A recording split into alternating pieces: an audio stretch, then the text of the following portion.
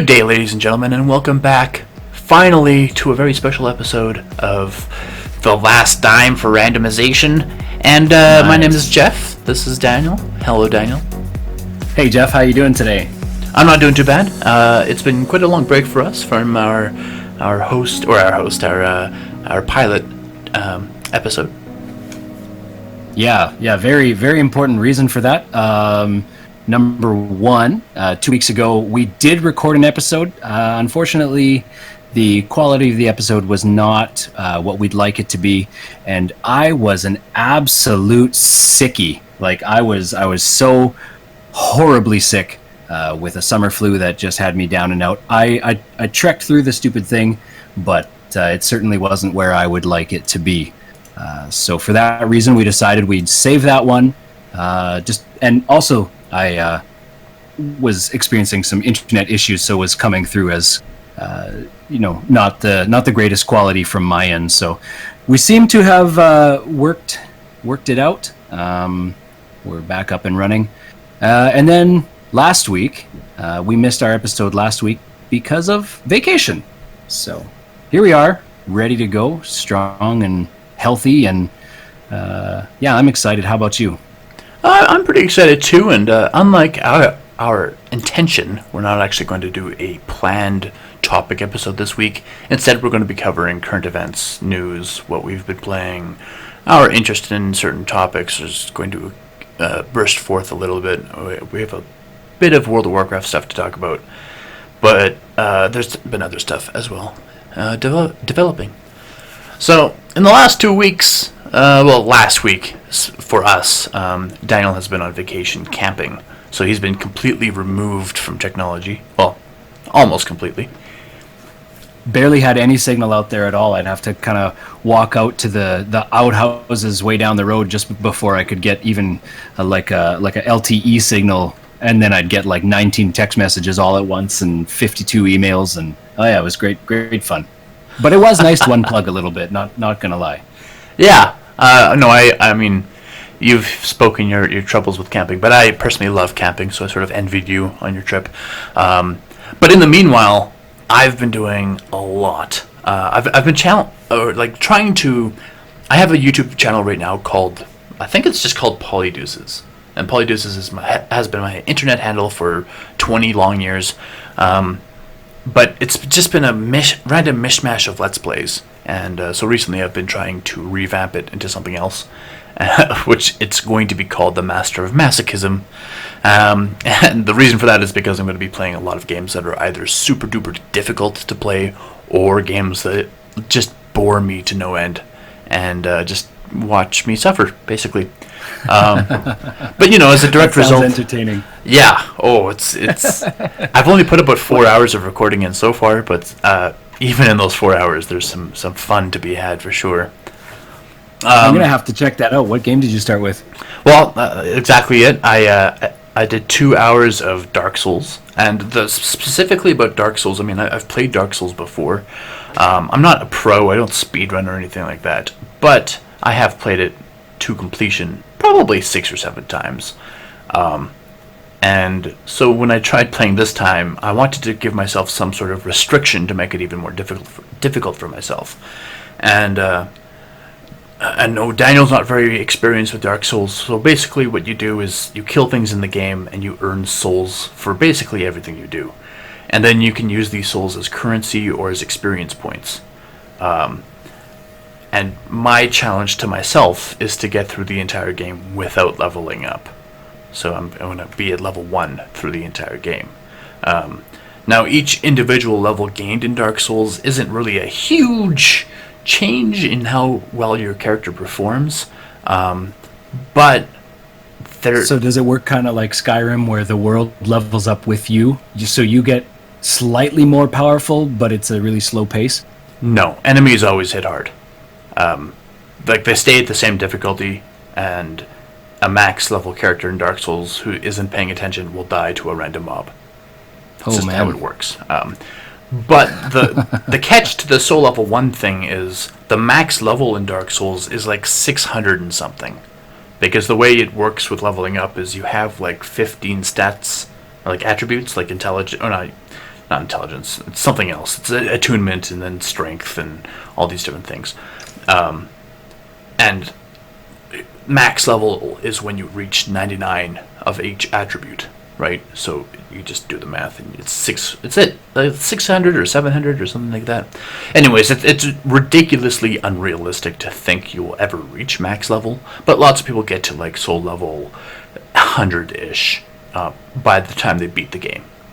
So by the time they beat the game the first time, they're pretty much golden. They have enough stat points to complete their build however they wish. So with the soul level 1 run, I'm really limiting myself on health and stamina and stuff like that, but also which weapons I can use, how much gear I can wear, stuff like that. It's just altogether it's going to be a very challenging run. But like I said, I'm not a pro, so this is already super challenging. I've defeated the Taurus demon and the tutorial boss, but I haven't beaten the gargoyles, and I've been on them for 6 or 7 tries so far.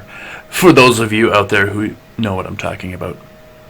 So I've heard, I've tried even watching like Dark Souls playthroughs on YouTube, but there are 3 games, correct? There's a third Dark Souls now. It's kind of a convoluted system. They have Demon Souls as the first game, and then they sequeled that into Dark Souls 1, 2, and then 3. Oh, okay. So which one are you playing? I'm playing Dark Souls, the first one. Number 1. Okay, gotcha.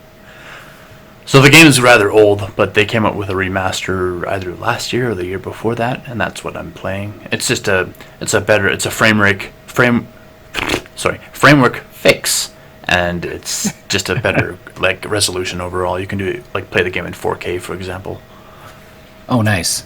So you can look exceedingly terrible in all those high def pixels. That's right. It's like watching 4K Minecraft. Yes. More on that later, believe it or not. Is that right? So the other game I've been playing is The Witcher 3 Wild Hunt. I've owned the game for about a year. And the first time I played it, apparently according to Steam, I put 19 hours into the game, but I can't remember playing it for 19 hours. And when that's either a really good thing or a really bad thing. Well, the thing is about Witcher is it's heavily cinematic. There's a lot of, if you've ever played something like Mass Effect, it's super cinematic. Every conversation is basically an interactive movie. And as a direct result, I played it for 2 hours and barely got out of the beginning of the game. So I have less to say about The Witcher 3 because I don't know as much about it. I have played The Witcher 1. The Witcher 1 is from like 2007. It hasn't aged well. The controls in that game require you to use a mouse and keyboard, and even then, it's just brutal. The combat system, you have to mouse over whoever you want to attack, but then when you click, you have to wait for your cursor to become like a flaming red sword before you can click again, and then you just get into the motion of clicking whenever it turns yellow or red, and if it's red, I think it's like a critical strike. If it's yellow, it's just a normal strike or something like that. But it's so old and antiquated that it's just excruciatingly like boring to play that way. So I was going to play through Witcher 1 and then 2 and then 3, and of course 3 is massively popular, but I couldn't survive playing Witcher 1 for like the entire game. So I've seen Witcher 3 on YouTube. I watched a playthrough of the whole thing, but I haven't seen head nor tail of numbers 1 or 2. 2 is pretty well known for being like a good game. 1 is rarely talked about, maybe because it's so old. I'm not sure, but I've never watched anyone do a let's play. Generally, what happens with me, my experience with YouTube is I will avoid videos that have like content that I want to personally experience. So as a direct result, for example, I've never watched any Bloodborne videos. I refuse to until I buy a PlayStation and play the game myself. It's the same with The Witcher 3. When it first came out, everybody and their mother's uncle played it. And I wanted to avoid all of it to keep my first experience like fresh.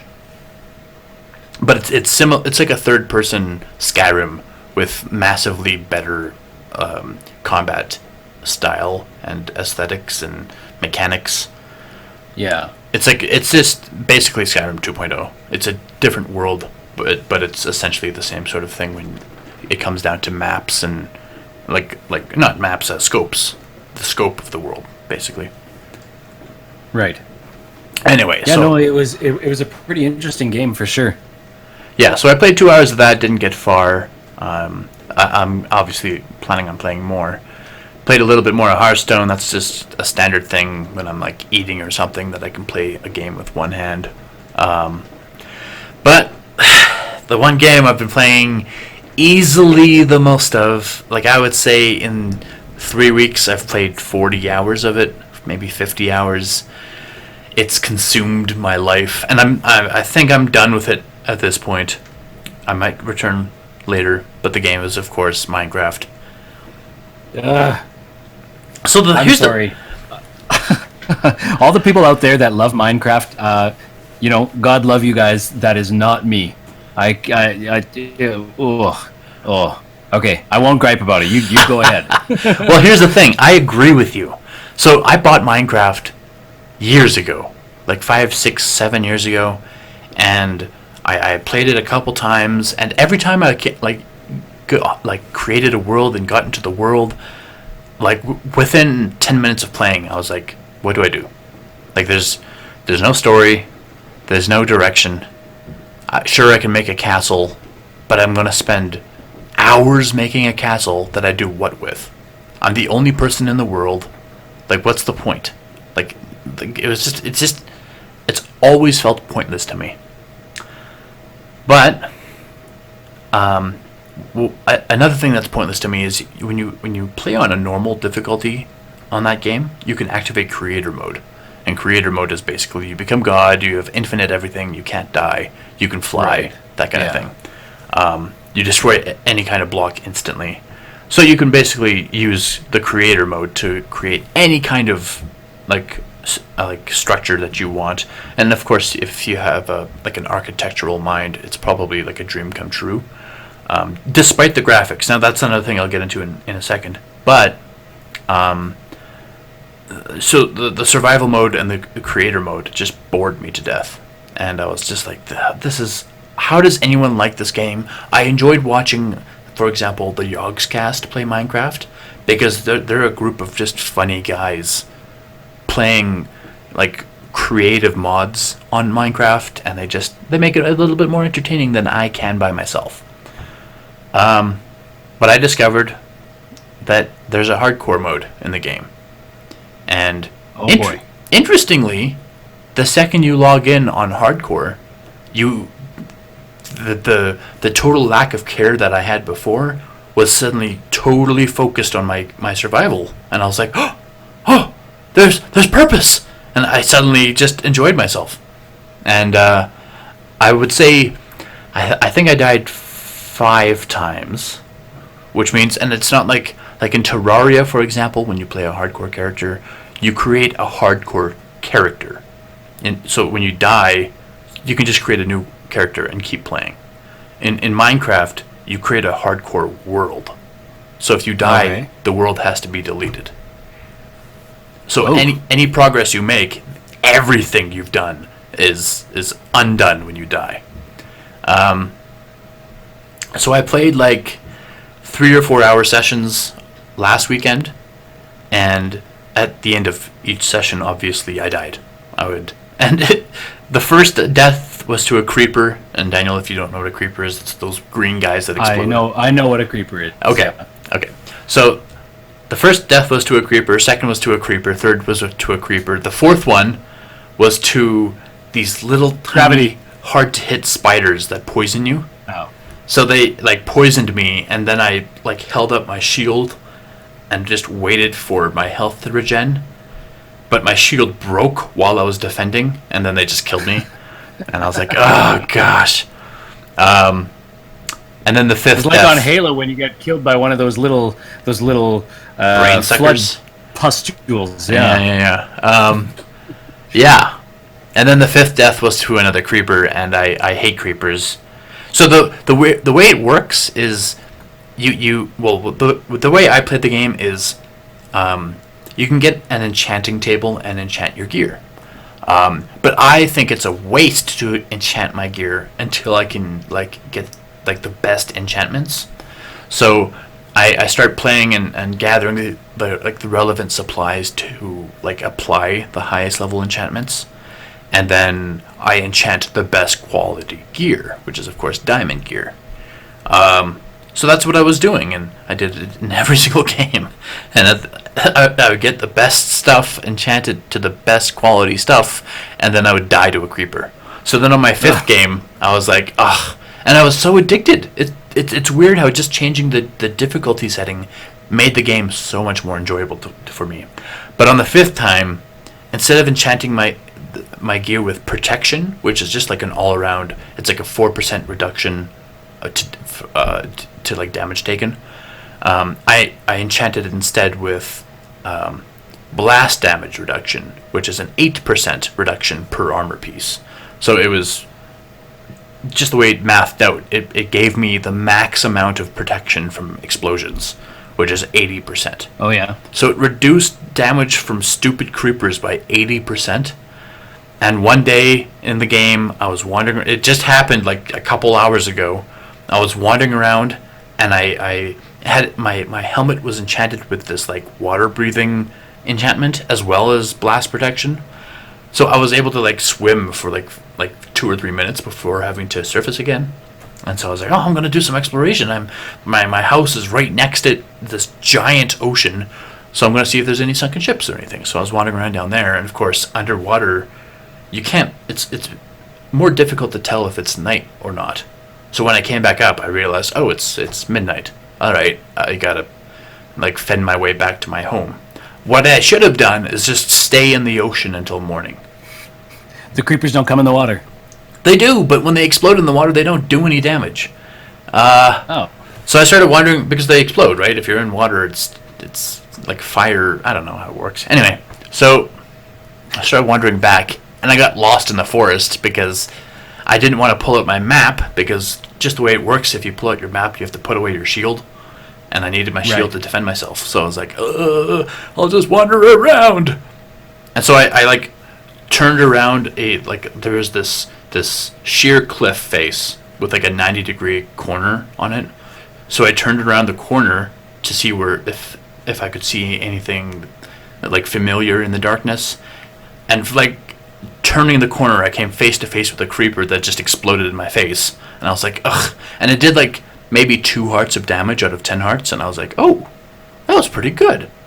And then 2 seconds later, a creeper exploded behind me, and it sort of dropped me into a pit, because of course when creepers explode, they sort of eat away a little bit of the ground beneath them, kind of thing. Right. So I fell in this little pit. I didn't hurt from the fall damage, but it gave me a wall to back up against, and I was just in utter shock at this moment that 2 creepers were right there next to me. And I was like, this is so stupid. So I ate a steak, and while I was eating a steak, a 3rd creeper exploded over me and killed me. And this game was 16 hours of time. Oh, that stuff was orchestrated right there, I tell you. Oh my gosh. And it's funny because these sessions that are 20 hours of invested time, where you die at the end, you're the 4th time I died, I was just oh, I'm just gonna try again. It was just it was disappointment, but I was also excited to start again, because I was oh, I can improve on this, that, and the other thing. This time when I died, I'm screw you, Minecraft. I just closed it all. But what's really interesting too is the graphics of the game are just horrible. And if you're brand new to Minecraft, you might just get turned off and not give it a chance. But the whole Minecraft is like World of Warcraft in the sense that it has like, or Skyrim. Skyrim's a better example. It's like Skyrim in the fact that there's like a billion mods for it and a billion Right. like resource packs to improve the appearance of the game. And so that's what I did, is to make my experience more manageable. I got this mod that like makes it, other than being cubicle in nature, it makes everything look like real. Like it looks real. And I'm like, Huh. it uses like all 16 gigabytes of my RAM, but it looks just super duper impressive, and it just made it much easier to play. And is that up on the channel? It is not. I didn't really Oh. think about recording that. Oh, that's too bad. I'd be interested in seeing that. Yeah, it wasn't until after the fact that I was like, "Oh, this is hardcore. I could record this." But no, it was more because I'm not super good at Minecraft. I feel like I wouldn't want people to see me, struggle through it. They Oh, yeah. get annoyed with me, like not knowing how to make a table or something like that. But that's part of it, isn't it? Isn't that part of it? Angry YouTube commenters. You never know if you've made it until you've got a list of angry commenters on YouTube.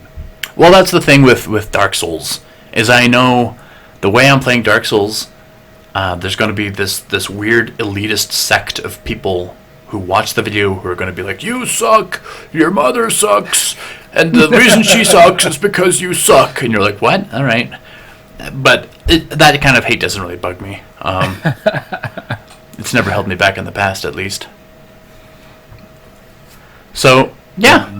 It's been all Minecraft and a whole waste because all those worlds I created are now deleted forever. Well, that's what happens when you play on hardcore, I guess. Yeah. Let's move on, shall we? Yes, this show brought to you in part by Minecraft, where the graphics are terrible, but some people love it anyway.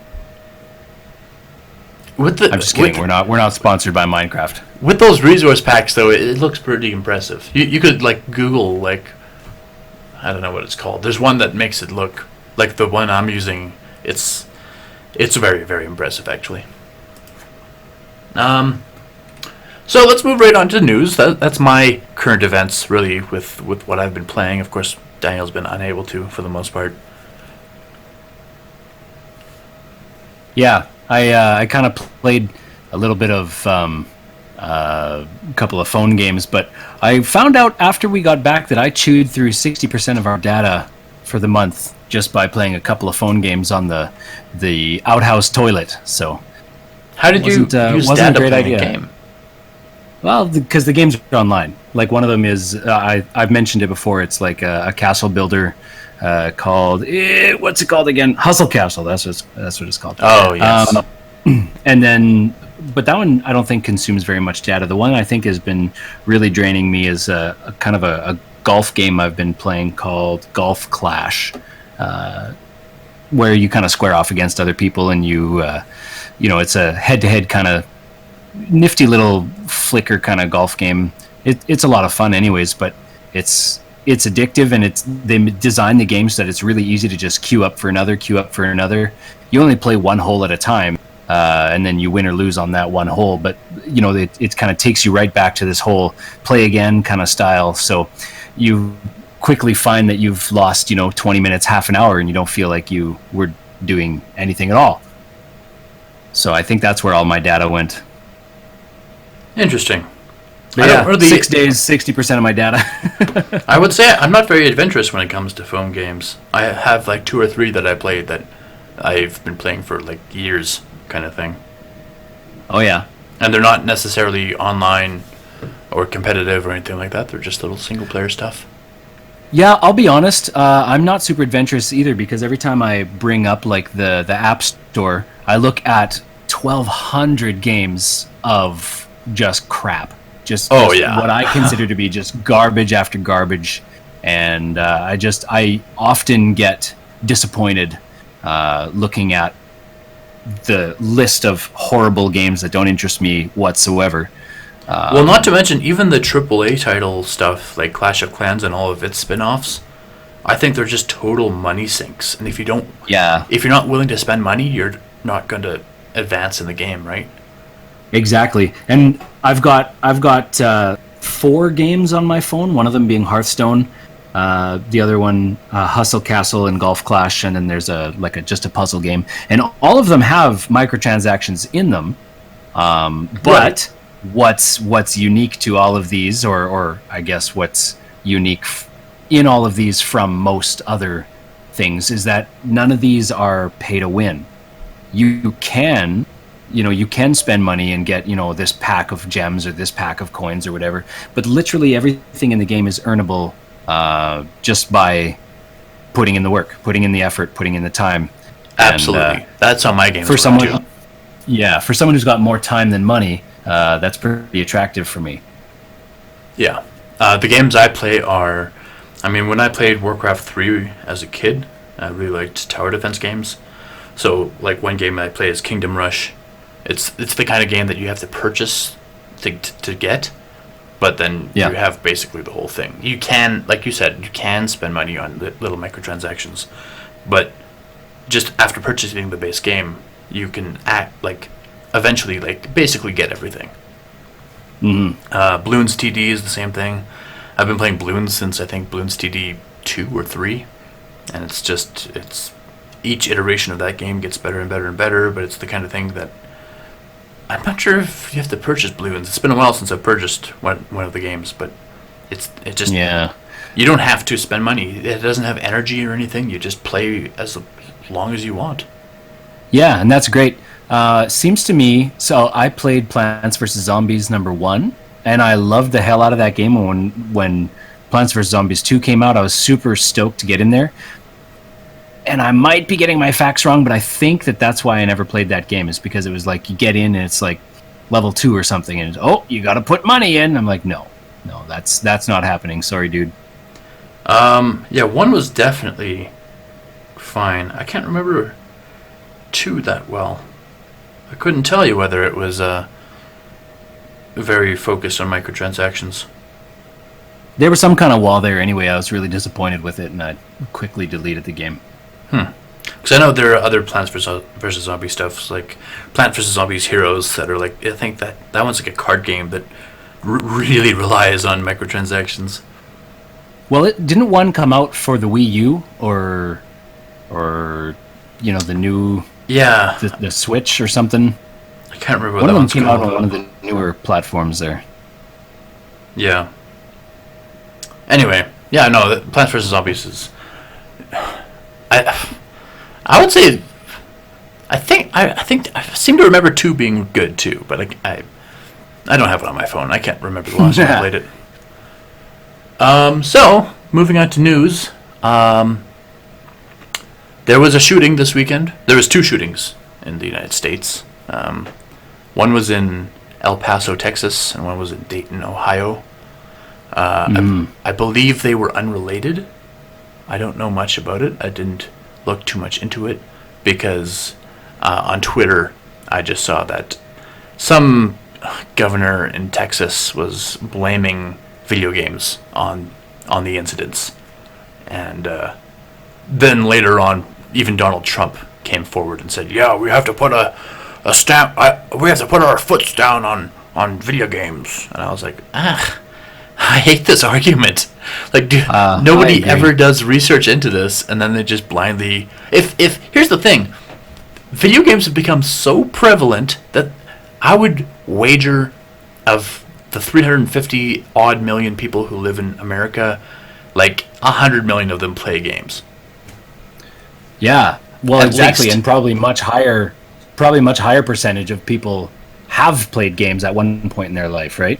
Right. So if video games lead to violence, gun violence specifically, and there's so many people playing the games, even without doing research, you can just make anecdotal assumptions that it can't make people violent on the whole, because the vast majority of people don't do anything to for committing crimes and stuff, right?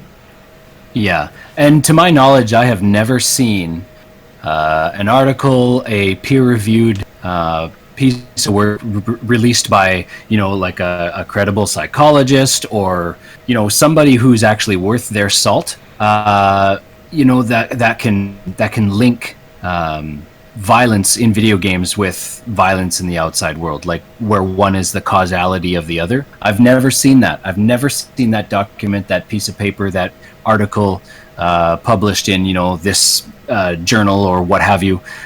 I've never seen it, and I've looked for it. I'm not going to say that I looked extensively for it, but I wrote on this topic in post-secondary, and I have never seen any such article. It just seems to me like it's the knee-jerk reaction, like, oh, you practice violence in your video games, so you want to be violent outside, and I think that it actually is probably the opposite to some extent, but I certainly do not agree with that argument.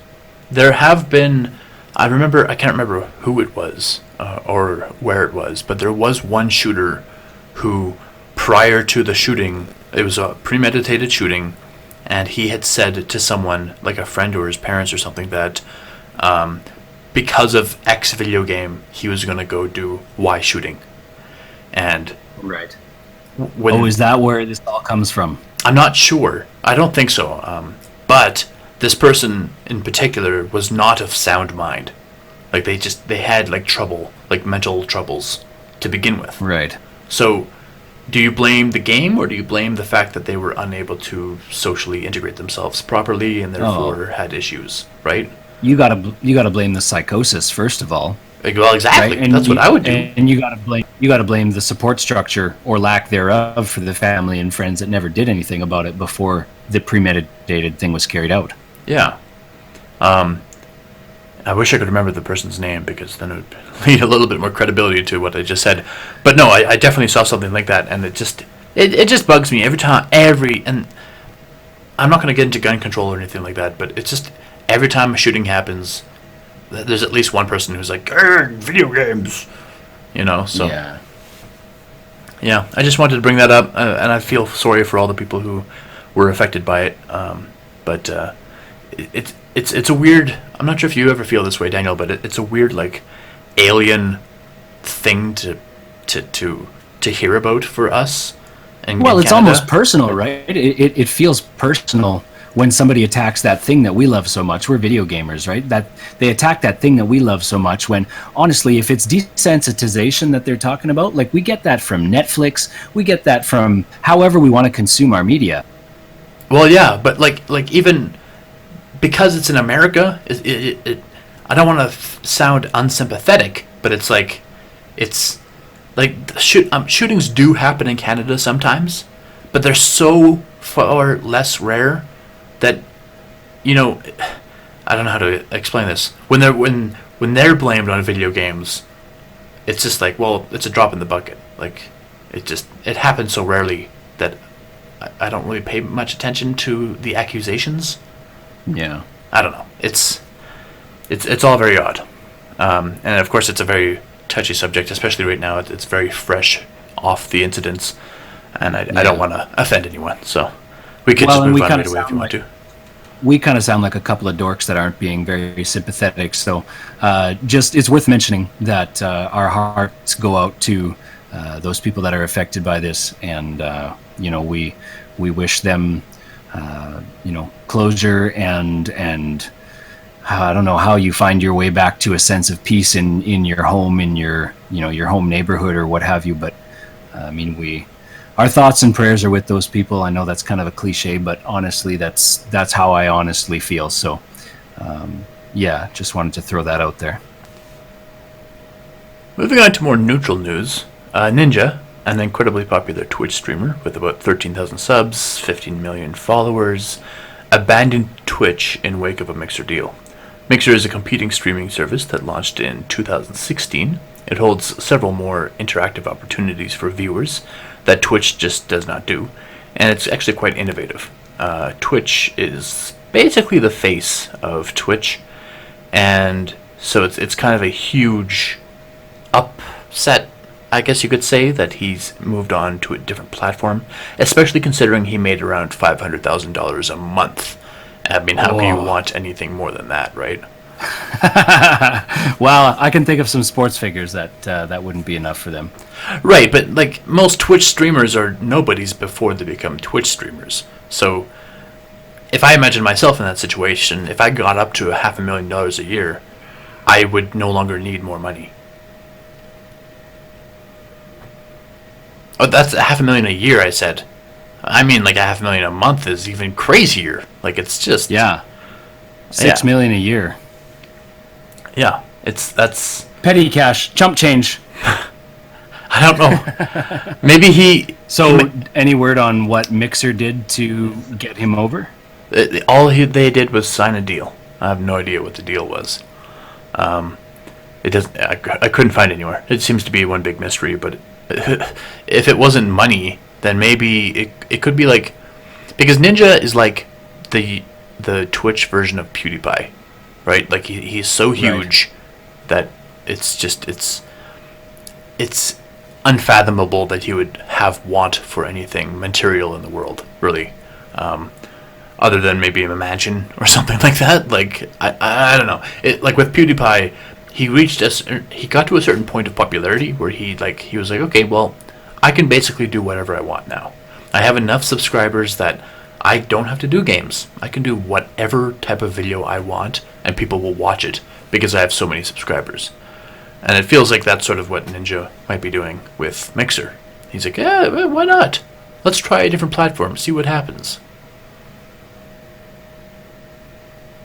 Anyway, he went from a big fish in an ocean on Twitch to basically the Titanic in a pond in Mixer.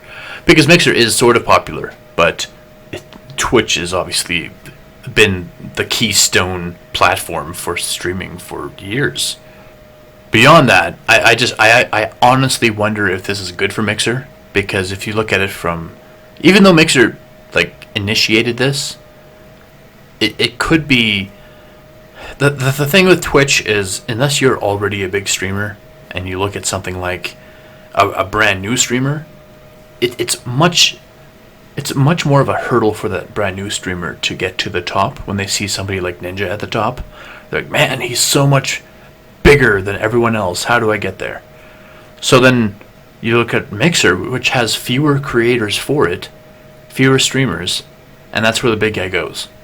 So I feel like it might actually quell a lot of the competition that could be like the new competition that's stirring on Mixer. It just wasn't stirring fast enough for Mixer, and that's why they maybe wanted to grab Ninja. This is all just theory. I have no idea. I'm just trying to figure out, there could be a negative to this side. Well, I'd be interested in checking out Mixer. I've never even heard of it before today, but it would be a good thing to take a look at, especially if they've got such a big figure like that. It's like trying to get Wayne Gretzky over to your pond hockey league. So it'd be would be worth looking into. I will definitely add that on my list of things to check out this week. It's definitely interesting because with Twitch, you just press record, you stream the game. With Mixer, you like integrate the game into the client so that a fan can donate $15 and introduce some sort of hurdle for you in the game. Like they can like almost like cheat codes entered into the game. They can add things into your game to afflict or to benefit you. Huh. Interesting. Yeah, I thought I didn't really do super huge research into it, but it did look very interesting. Yeah, no, I'll definitely check that out. So moving on, Daniel has some Blizzard-focused news, so I thought I'd be able to push my news out of the way because it's pretty sporadic. Next bit of news is No Man's Sky, which that came out a couple years ago, and it was just the biggest disappointment I believe I've ever seen in a game, where it promised literally the universe and delivered nothing. It was pretty to look at, but there was so much space and so little to do in it. It's like when you think of the ocean and you're like, well, you know, for the top like 300 feet of the ocean, there must be nothing. Like, you look down in the ocean, like, how much distance is there between each fish, kind of thing? Like, there's just there might be like a thriving ecosystem but you don't see any of it because it's so spread apart or so far away. And that's sort of how No Man's Sky was. That's when kind of like a vanilla WoW when you would you'd quest all the way up to level 40, but then you got 20 levels of just grinding because there's no quests left to play. basically, actually, yeah. So No Man's Sky, they promised everything. The game released. Everyone hated it. I don't know a single person. I know a couple of our friends wanted to play it. I don't know how they felt about it, but in the online community, it was just universal hate. And instead of the developers apologizing, they just withdrew from basically all media attention as much as they could and didn't communicate with anyone. But recently, they've decided to hit us with a VR update, so you could play the game, obviously, in virtual reality. And they apparently have other things in the patch that they're not willing to share at this time. And the thing is, adding VR functionality to a game everyone hates isn't going to improve the game or make anyone want to play it more. I feel like if you had a VR headset and you had the money to be like, hey, yeah, let's buy No Man's Sky, see what it looks like in VR, that's the only reason people would buy it with this VR update. Because the game is just so ramshackle and poorly designed and thought out that VR won't save it from anything. They return with some fancy decals, but no real promised changes to the game. And any changes they might make to the game, they're keeping secret. Like, it's just... I don't know how any development team can think that a non-content related update is beneficial to them. Yeah, but then you look back at patch, what was it? Patch 6.1 question mark in Draenor, where they gave you the selfie camera. Yeehaw! Non-content patch. Well, you could talk. I use it all the time. but And at you least post directly to Twitter or something. Yeah, but at least WoW was already a well-established game, and it had other things to do. And its community raged over that patch. They did, of course. I mean, well, what more can you expect? Anyway, it's just weird that I saw that and I had to mention it even just in passing because it's ridiculous. They should just give up on the game, try something new, and don't promise the world. Yeah. Another thing is this. I think this is the last negative thing on my list of news is Cyberpunk 2077. This game is designed by CD Projekt Red, which are the developers of the Witcher franchise, and so because they're the developers of the Witcher franchise, they just have a lot of hype surrounding them, and so they announced Cyberpunk 2077 a couple years ago now. And the initial trailer for it was just stellar. It was absolutely phenomenal, and it tickled everyone's like interest so much. And then it sort of collapsed into inconsequentialness for a while. And now in the last 2 or 3 months, we keep getting news about Cyberpunk 2077, but it's not due to release for like another year. I shouldn't say that for sure. I didn't look up exactly when it's supposed to come out, but it's a while yet. Mm. But they keep just hammering us like when Trump was first elected president, and they just had all of these smear pieces of news articles against Trump. Even it's a similar situation where it's instead of being like necessarily negative or positive, it's just random news things that they're cramming down our throats about Cyberpunk 2077. Like a couple weeks ago, the news was, they're like Keanu Reeves is in this game as one of the characters. Oh, yeah? Okay. And the one news article was something about how Keanu Reeves was almost in this other game that but it wasn't, because the developer decided not to. That's not news. Like how does one have to do with the other? They just linked it together because Keanu Reeves is pretty big right now in movies and games, and Cyberpunk just happened to fall into that. So it was like the heart of the article, and I was like, how is this an article? Are you so bored with your life? And the same thing happened again. They just...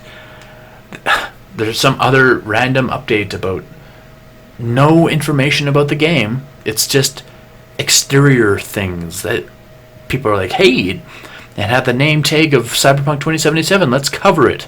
And it's like, God. Well, no, it's advertising, right? That's what it is. It's a game that's paying people to write things about them, even if it's non-content. It's advertising.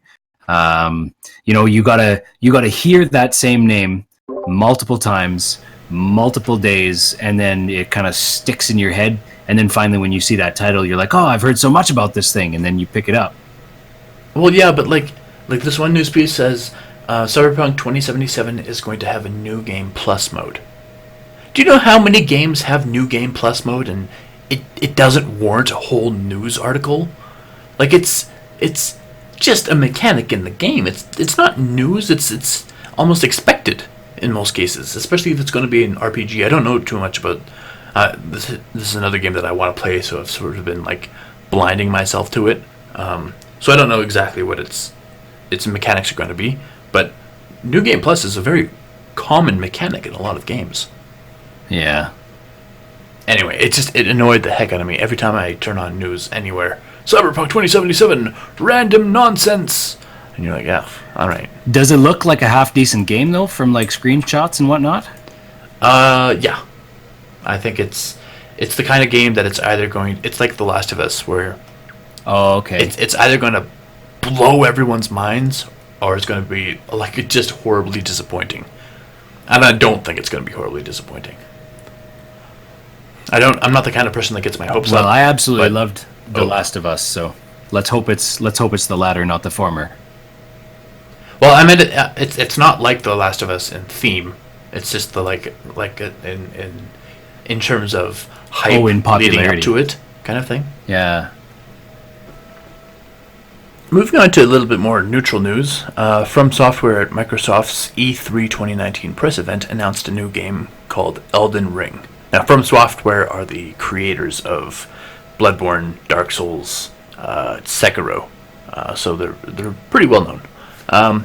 And what's really interesting about this game is that involved in its development is the writer of A Song of Ice and Fire. Oh, Mr. George R.R. Martin himself. That's right.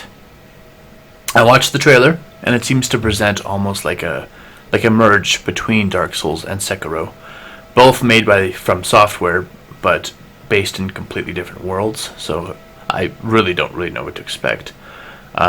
And without any further information at this point, my only hope is that the game releases for PC, because From Software has treated me well. I mean, having said that, I do want to buy the PS5. It comes out in November next year, so hopefully that'll coincide somehow. But anyways, that might explain yet further why George Martin has failed to publish his most recent, or his upcoming book, right? Like, he just keeps undertaking all these different projects. Yeah, I wonder why. Like, so, hold the phone. If they were to make a Song of Ice and Fire video game, how would that, if you were to make that game, how would that look? Are we paused? No. You should Keep hold going. the phone. No, we're not paused. No, there is a game from Telltale. That's Game of Thrones. Oh. You're not talking that mobile game, are you? No. Okay. Well, I haven't seen it. Moving on. Okay. Well, I thought that you were going to tell me, but I don't know too much about it. Never played it. Okay. But Telltale games they tend to be point-and-click adventures, very less focused on action and more focused on story kind of thing. Okay, that turned out to be a much smaller news segment than I thought.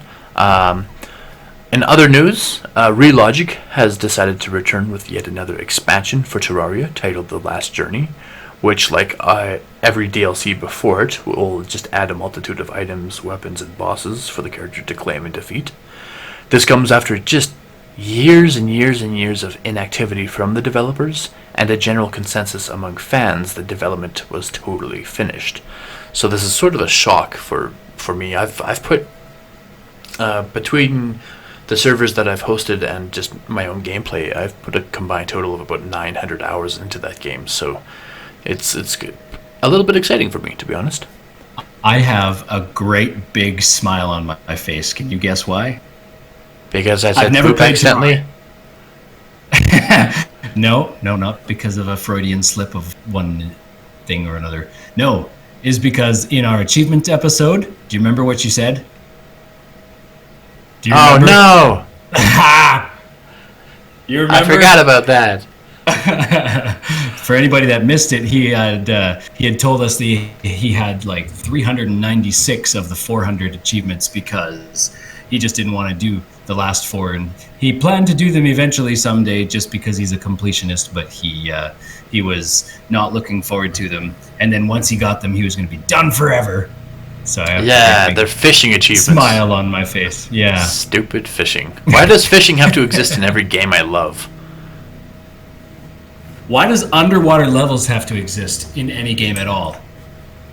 Because sometimes it's fun.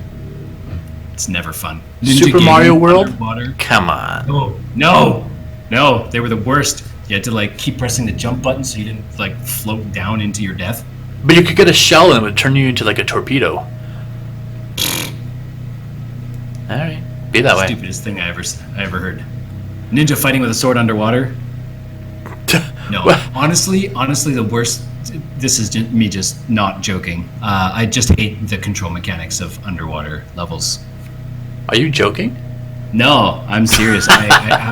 But you know what? I think that I would equally hate aviation games for the same reason, because you often find you can control the camera with your left joystick when you get out of the water, and up is up, down is down. But then you get under the water and your directions are reversed. Down is up and up is down.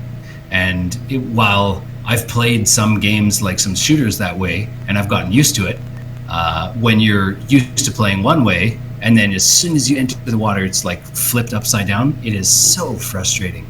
I can't sympathize with this. What games have reverse controls in water?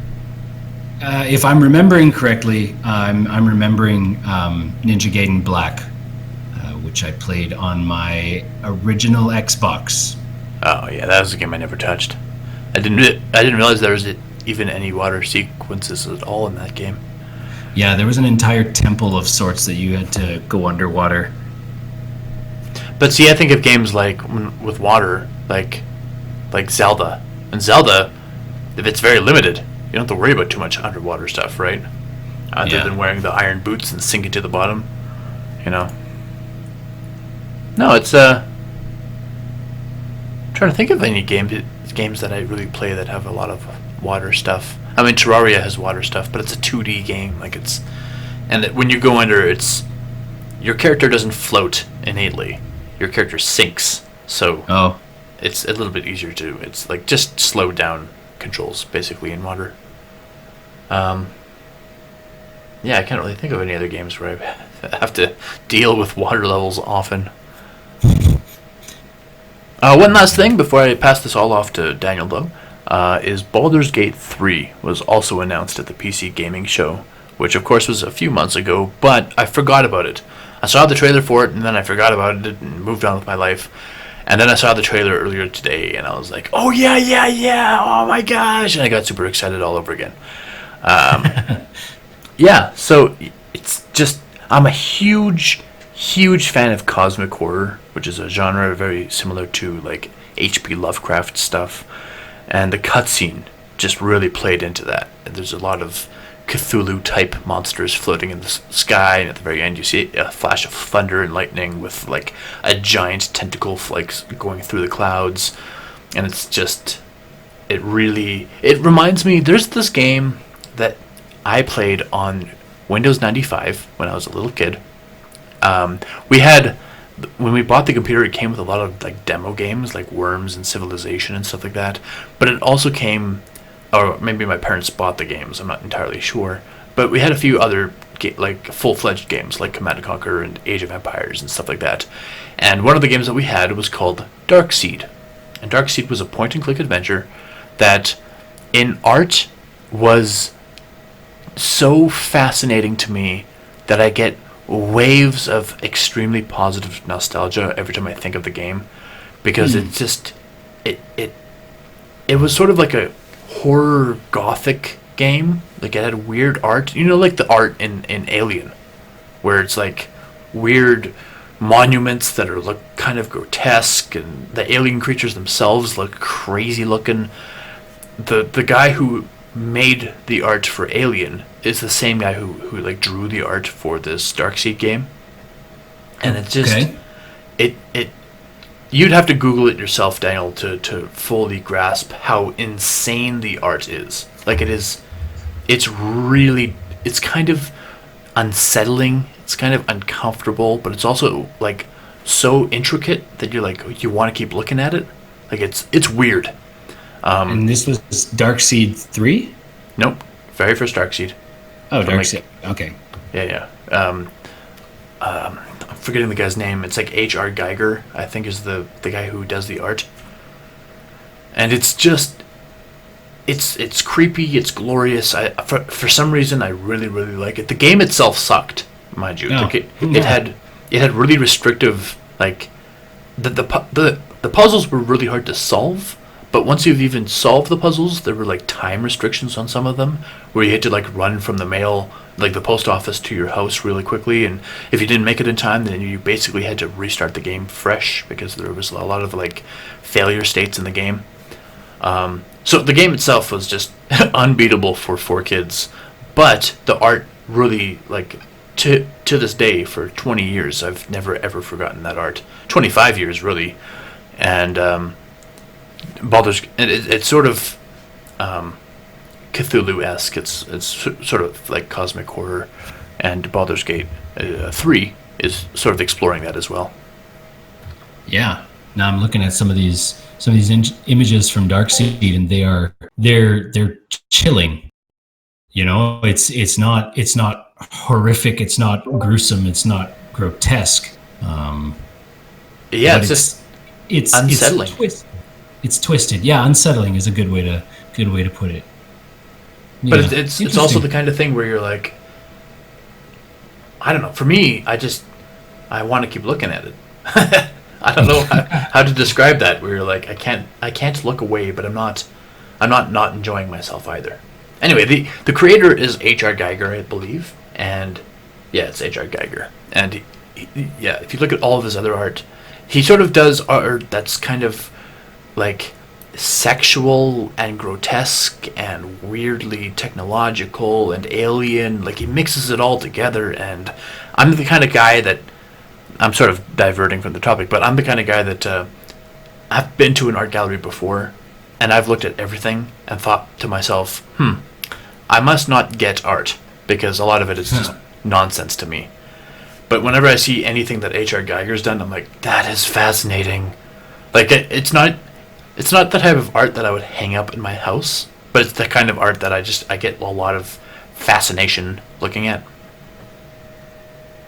So yeah, that's what Baldur's Gate 3 sort of reminded me of, because of the Cthulhu-esque stuff that it's sort of alluding to in its trailer. Which, if you haven't seen the trailer, please look it up. It's really cool. I think I will. Baldur's Gate 3 trailer. Oops. I misspelled Baldur's Gate. Do you want to watch that now or later? I don't know. I'll watch it later. I'm just queuing it up so that I don't forget. Oh, this video may be inappropriate for children. What are you doing to me? Okay, I'll save that for later. Okay. So anyway, I just wanted to bring everyone's attention to the fact that Baldur's Gate 3 is in fact in production. If you had missed the trailer for it, well, here I am confirming it.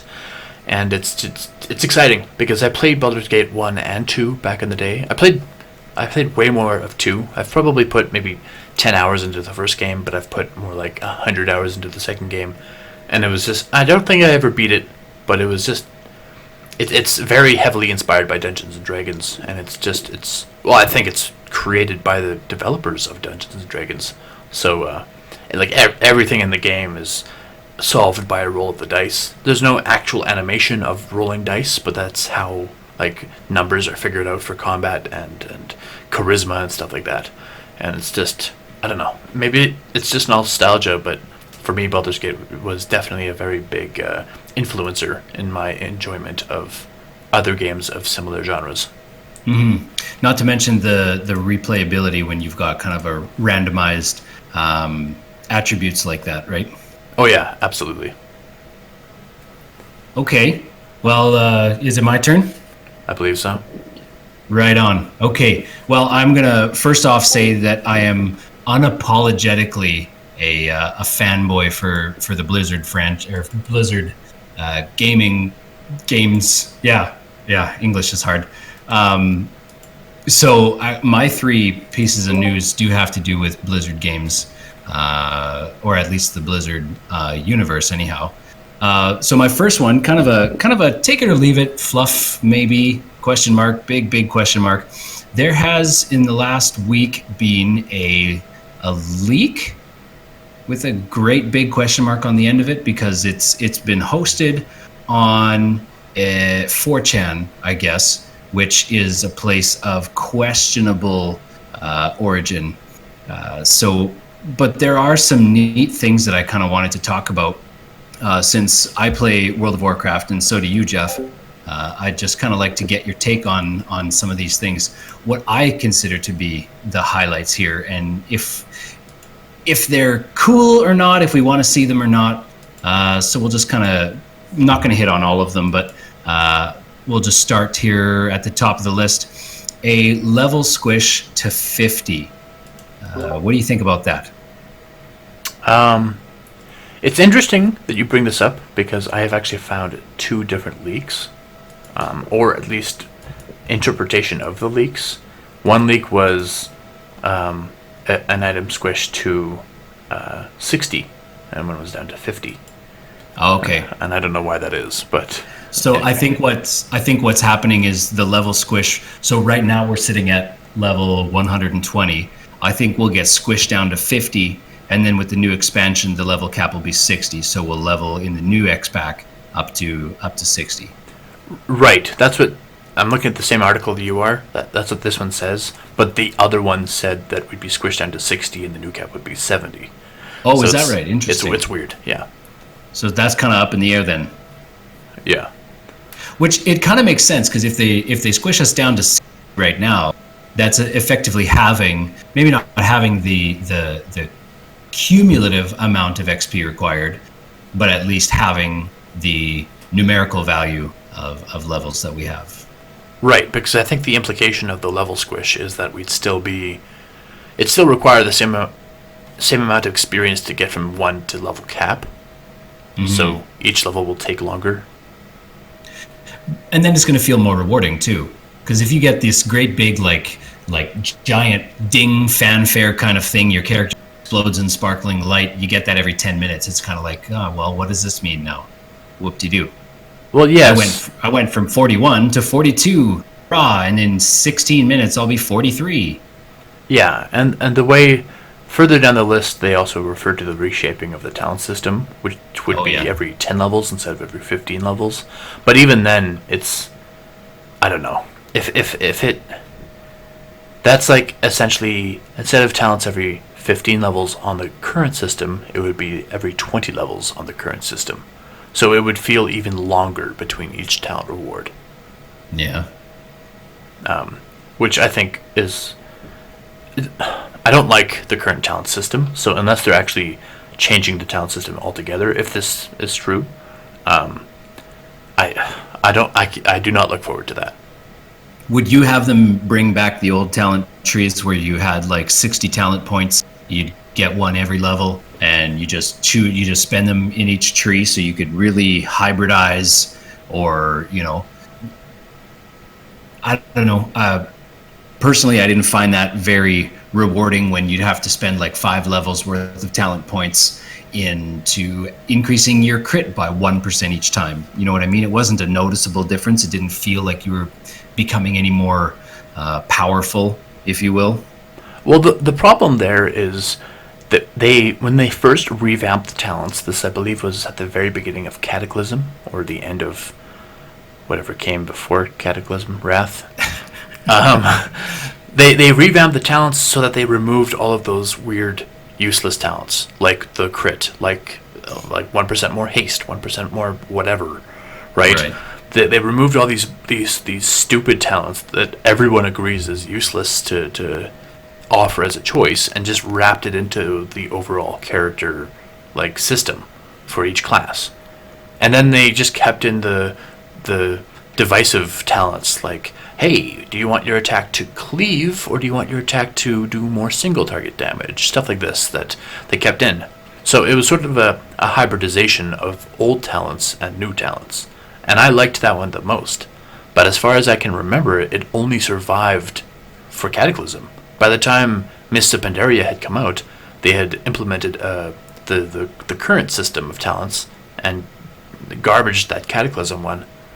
And it's just weird that the Cataclysm one was very short-lived, but it was very. I'm not sure if I've gone into detail about this before, but with the Cataclysm talent system, you would reach level 10, and let's say as a feral druid, you would be given Mangle, and Mangle was made stronger for you, and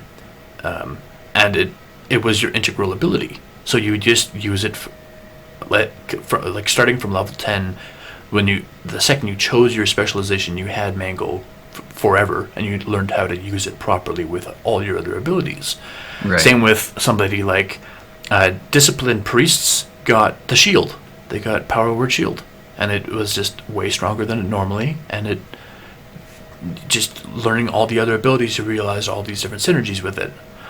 And we sort of get a similar thing nowadays anyway, but it just felt really rewarding the way it worked. And I'm going way off topic, but I'm just saying this new talent system, if it changes at all, or if it doesn't change, if it just, I don't know, it just doesn't excite me in even the least bit.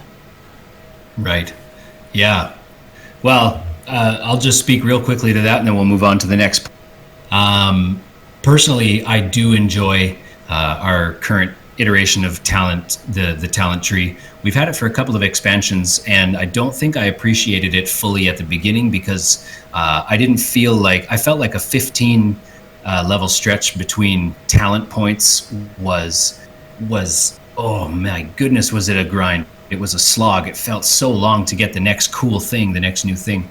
However, when you've got it, you can, not in every tier of the talent tree, but in a lot of the tiers, you can revolutionize your play, especially toward the end, as your character nears max level. You can start to fiddle around with the earlier talents that you've passed 60 levels ago, and you can change things up. You can change your play style, and you can change your character to min-max how you play. So personally, I've never been one to get to the very top of the DPS charts or the healing charts, because I just don't play the way the top players in the world, the top players in Method or whatever. I don't play the same way they do. I just can't juggle 18 different things all at once. However, I can niche into this one little particular thing and just go hard on that thing, and I might have a 4-button rotation, but I do it well. You know what I mean? So I do enjoy the freedom to play the way I want to play. I think it's important to point out from my point of view, I don't dislike the current system. I just like the previous one better. I see. Okay, moving on. The next thing, not the next thing, but further down the list, talk about a partial revamp of the old world. Now, I think it's kind of neat to talk about this because there's been a certain amount of remorse after the Cataclysm changed all the vanilla world and kind of messed with the continents and stuff like that. Apparently this giant dragon come screaming out of the center of the earth and caused this huge kind of upheaval all over the continents and changed the face of the continents. Lava is now where there was none, and these huge oases kind of pop up where there was nothing but desert before. And they totally just changed the entire ecosystem of the game. And with it, they also took the opportunity to change some of the NPCs, change some of the towns. And while it might have become, more visually striking, a lot of the old world quests that we had, fallen in love with for the first 5 years of the game, they were just gone. A lot of the characters, they were just gone, and we never really heard what happened to them. There was no closure, so a lot of people felt kind of put off. It was neat to experience at first.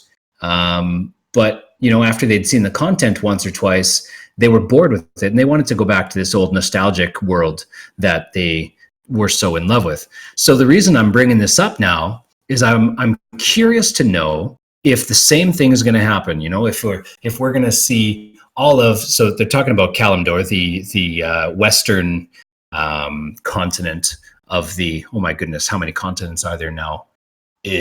Like 6, 7 continents right on the just the main world of Azeroth. What? How many continents are there on the main world of Azeroth? Well, there's 4, and then Eastern there's the Kingdoms. Lost Isles and the Northrend, Pandaria, the Broken Isles. I count that as a thing. Zandalar, Borean Tundra, not Borean Tundra, Borealis. Borean Tundra. Okay. Leave me alone.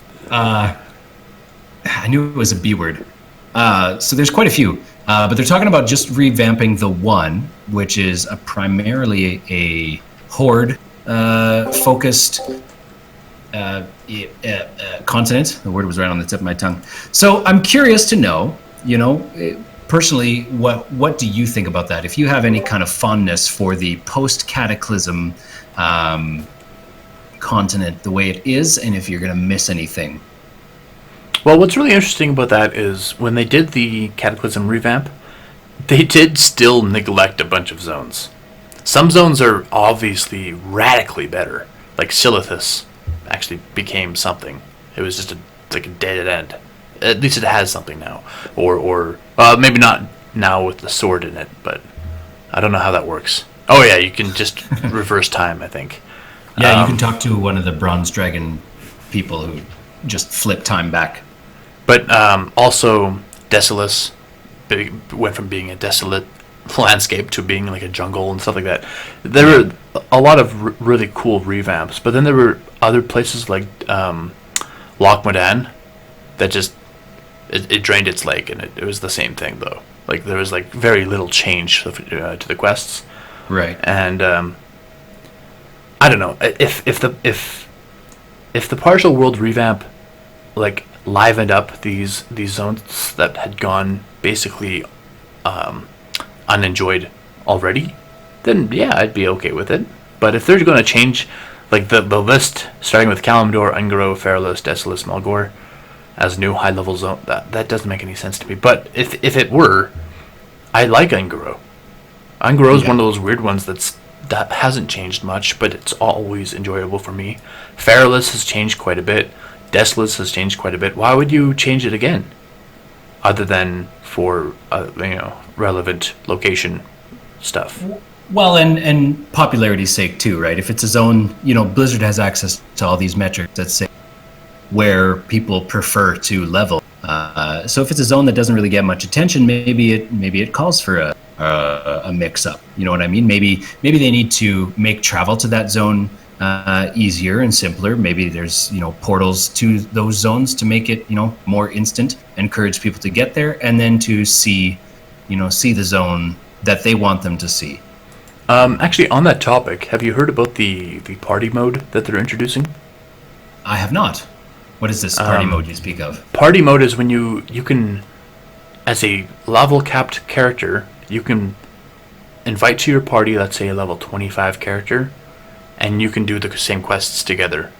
The higher level character will be like given higher level mobs to fight. It'll Right. be equal difficulty for both players. Right. And the max level character, when they complete the quest, will be given items relevant to the level, Oh. and it's just that kind of thing. And this is an actual this isn't a leak. This is an actual thing that Blizzard announced. So that announcement mixed with this weird partial world revamp doesn't make sense to me. Because if you could suddenly play with lower level friends with your higher level characters, you wouldn't need to revamp the world other than for aesthetic. If the aesthetic fits the expansion with the old god stuff, then yeah, fine. Yeah. But as far as accessibility goes, their current official plan seems to make more sense to me. Yeah. Well, I mean, nothing's saying that wouldn't remain in effect.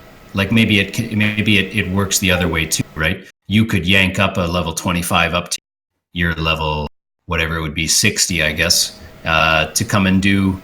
They would join you, and they would be fighting scaled down mobs, right, and getting gear according to their class. What I'd really like to see Blizzard do, and they kind of made it halfway there, is that the entire world scales with your character, kind of like Skyrim does. So that you have the choice to level wherever you want. With the exception, I think, of the new world, like the newest content. I think it wouldn't make a lot of sense for a level 15 little dinky gnome to come traipsing into this place and just, shiv a couple of dragons in the shins and get some epic loot out of it. Yeah. Off mic, Daniel and I have actually talked about this before, and I agree. I don't know how... if you... Wheel of Time does this really well, where if something happens... Wheel of Time is a book series. If something happens in one corner of the world, it takes ages for it to correctly reach as news the other side of the world. And in World of Warcraft, or in the universe of Warcraft, I don't know how quickly or easily news should be able to travel from one point to the other. So if you're a max level character who, let's say, ignored Desolace while you were leveling up, at max level, it almost makes sense, to a degree, that the NPCs in Desolace wouldn't recognize you as this super powerful hero. And right now, you just assume that everyone should be recognizing you as this world-saving hero. And so when you go and talk to the Desolace quest givers and they're like, hey, can you go kill a bear and give me its butt? You'd be like, oh, okay, well, this is weird. Why are you giving this mundane quest to the hero? But if news doesn't travel well and they don't know who you are, suddenly it makes sense. But a max level character has, other than achievements, really no real reason to visit these lower level zones right now, right? Right. Yeah, and there's probably something to that.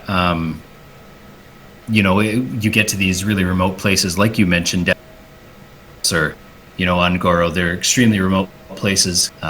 They probably haven't heard of you. You get to a bustling metropolis like Stormwind, however, where everyone's zipping past, back and forth, jumping in and out of portals and whatever else, and the tram. I bet you news travels pretty quickly. But that's kind of neither here nor there. No, I just think it is actually relevant if Blizzard came forward and said, well, no, news travels like this. Then you'd be like, okay, well, realistically, to the confines of the Warcraft universe, I can see this being a little bit more feasible, as far as immersion is concerned. Well, yeah, in this post anyways, there's some interesting stuff about the story and a couple new features. We talked about the talent system. There's a new essence system I was going to, but for the sake of time, we'll just kind of gloss over it, saying it's similar to the old style of glyphs, I guess, that kind of modify your abilities, maybe give you a couple new abilities. Have you touched Warcraft recently? I have played it maybe a couple of hours in the last month. So have you tapped into your Heart of Azeroth, further traits thing? Yes. Yeah, I got into Nashatar and I unlocked, I think I've got 2 of them unlocked right now. Right. So that's what this essence system seems to remind me of. Is Right. what they're doing with the Heart of Azeroth right now. Yeah, yeah. It seems intriguing, but at this point, it's kind of like this big wall that I don't really want to spend a lot of time on at the moment. Yeah, I don't know if they're going to introduce another artifact system. I think the artifact system with the weapons was as perfect a system as you can get. And then they dropped it with the Heart of Azeroth and threw out tears and everything like that, and it was just a very questionable decision. But if they do introduce an artifact again, I would like it to go back to the weapon talent system, and then you could have this essence system sort of wrap into that as well. I don't know. Yeah, it was an interesting iteration. They were in League for sure, probably the best system that they've ever had. But yeah, all of this, they're saying all of this has a release date planned kind of fourth quarter of 2020. So if that's the case, we kind of got a really, really early look at what this is going to look like. And it's supposed to be called Age of Darkness, World of Warcraft Age of Darkness, which probably alludes a little bit to the Black Empire ? I mean, if the story beats kind of fall the way that it looks like they're going to, which is a big if, because Blizzard kind of surprises me time and time again on the story directions. But if it does allude to the Black Empire, then we're going to be looking probably at a old god Void Lord kind of expansion, which makes sense, because I think that's about the only place we have left to go in this mythos. Well, at least in existing mythos, yeah. Yeah. And kind of the very last thing I wanted to talk about on this this article here is right at the very, very bottom of the Reddit post. It says, there's a point here that says factions won't merge or get removed. And this is slated for 8.3.5, which isn't exactly the next expansion, but it's a couple of patches from now. And I would like to get your take on this. I'll give you mine real quickly, but I'd be interested to hear what you think of this thing. So, Warcraft has been this thing that's been Alliance versus Horde, like right from the absolute beginning. Warcraft 1, it was always orcs versus humans. It's always been orcs versus humans. It later became Alliance versus Horde as the humans got more allies and the orcs got more allies, but it essentially has been this 35-year-old conflict. And while I didn't play Warcraft 1 or 2, I've been playing Warcraft 3 and now Warcraft for 15 years. I'm going to be honest, I would like to see a shakeup. I'm getting kind of tired of the Alliance Horde kind of conflict.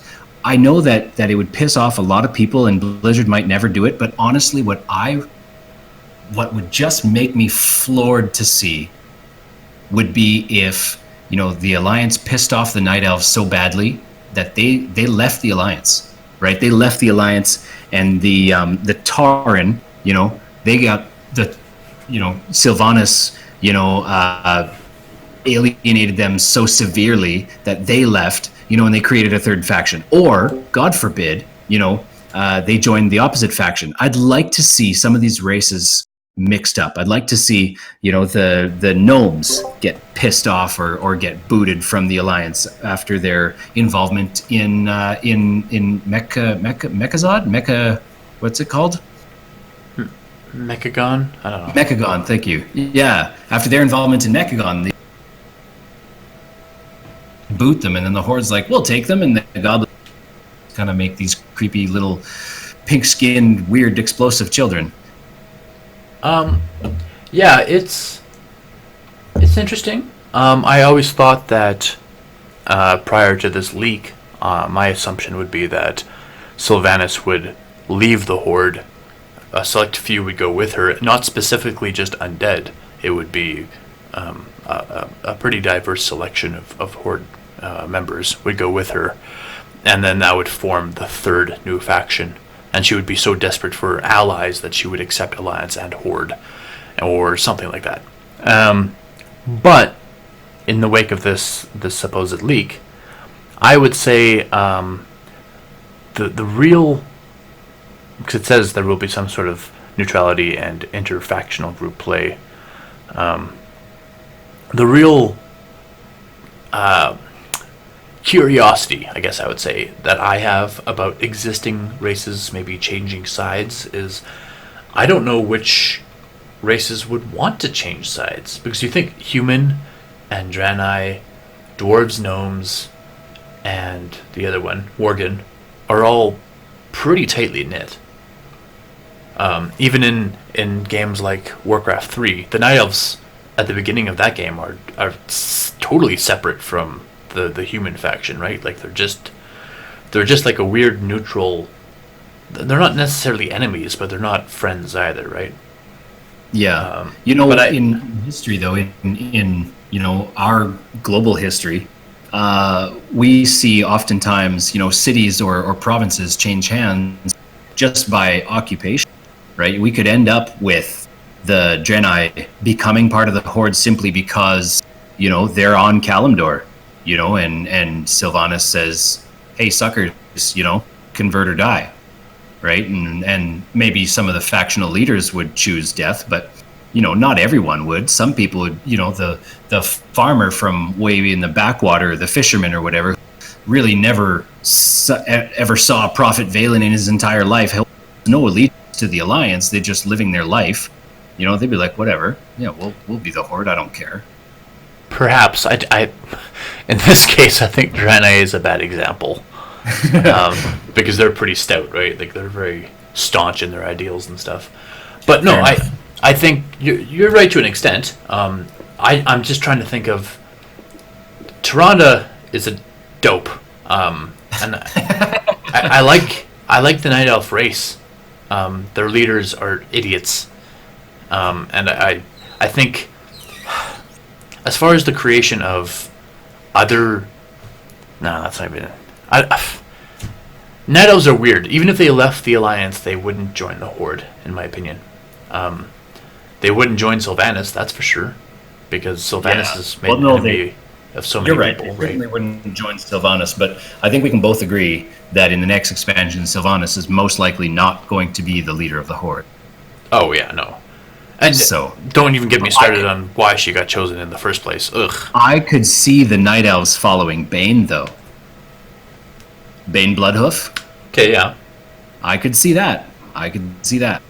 Anyway, this has been huge on this one news topic, and I wanted to talk about a couple of other things too. So unless you had any final thoughts, I'd like to move on. Well, I mean, I will, but it's a lot of thought. Can you just move on? Can you TLDR them? Sylvanas sucks. Tyrande sucks. Or Blood Elves belong in the Alliance. Okay. I like it. I love it. Okay. Heroes of the Storm. Another Blizzard title has announced their second, number 2, Nexus-born hero. After Orphea in last November, there is a new melee assassin coming out. Her name is Kira, I believe is how you pronounce that. Qhera. Qhira. IRA? Yeah. IRA. Okay, I have it wrong in my notes here. IRA. I'm not sure exactly how to pronounce it. Queera, something like that. Queera, who? Hey, she's clearly not American, so how dare we assume how to pronounce her name? Well, I'm going to say it's Schleira. All right. There's probably some weird pronunciation there. Have you checked out her showcase video? I did, yes. Holy moly, she looks really neat. She has some of the neatest kind of movement mechanics out there. She's got this super cool segmented whip sword thing that just looks like it deals a ton of damage. Actually, she has got me super excited to get back into Heroes of the Storm. Yeah, I watched it. She definitely reminded me of a couple heroes, like the barbarian woman from Diablo, with her ultimate where she like slices and dices in a big circle all around her. I can't remember her name. Her name's Barbarian Lady. Okay. Vala as well, sort of, with the ultra mobility kind of stuff. I don't know. She didn't seem entirely unique, but she did look very interesting to me, for sure. I'm a big fan of melee characters in general. So she's probably going to be right up my alley, rather. What do you think about Blizzard's attempt to kind of force or forge a like a not a mythos, but like a lore kind of in the background of this game that they originally just intended to mash up a bunch of like characters of their other titles? What do you think about them trying to establish lore in there? I think I really like subtle lore, and when they first came out with Overwatch, that was sort of what they were going to do with Overwatch, is each character had subtle lore that you could slowly unlock as you played. Mm-hmm. Even though the game was just competitive, you would just unlock random things as you went along. Right. And I feel like they didn't really execute that well. And I'm sort of getting the same thing from Here's the Storm. Orphea, we had that initial introduction of her story, but what else is there? Have they developed any books or comics or anything for her? No. However, I think when they redid that map with what's his name? The guy that's supposed to be her father there, the Crypt Keeper, or no, the Crypt Keeper or the Raven Lord. The Raven Lord. That's who it is. When they redid that map, they kind of dropped a couple of new things, and they did a couple of like comic releases, like 2 to 5 page long comic books that have to do with that story, that kind of background stuff. But since then, no, I haven't seen anything. Yeah, so that kind of concerns me as far as developing some sort of lore behind these characters, especially going forward if they do develop any other like new IP games that actually include them. It would be nice to have some further development on their story, just on that front. Whether or not they do actually make other games with them, it just helps you care about the character a little bit more. Right. Yeah. And also Blizzard has kind of come under fire in the past for not having very diverse characters. Like a lot of them are, big macho white males, or, big hippie busty kind of, sex symbol females, and it kind of follows those tropes, those old video game character tropes. And there's been very little inclusion for LGBTQ characters, or any other kind of I guess diverseness that they've been, society, culture has been clamoring after a couple of decades. So I think it's worth noting that this character is the first black female character in the game, and it probably had to be a Nexus-born hero, simply because there isn't a lot of pre-established characters that fit that kind of description in the lore in any other of their games. You know what I'm saying? Yeah. I mean, obviously Warcraft is a bit flexible with the color of the skin thing, but right. Like StarCraft has very few black characters.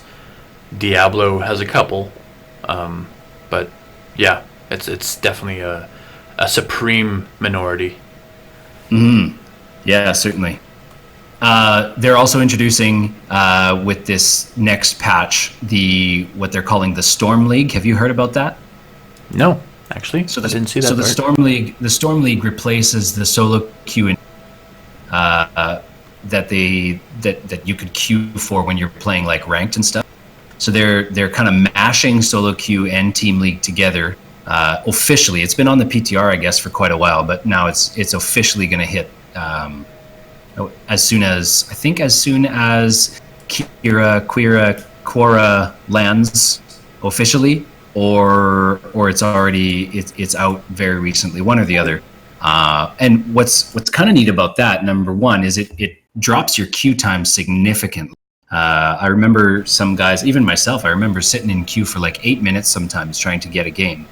It was just ridiculous.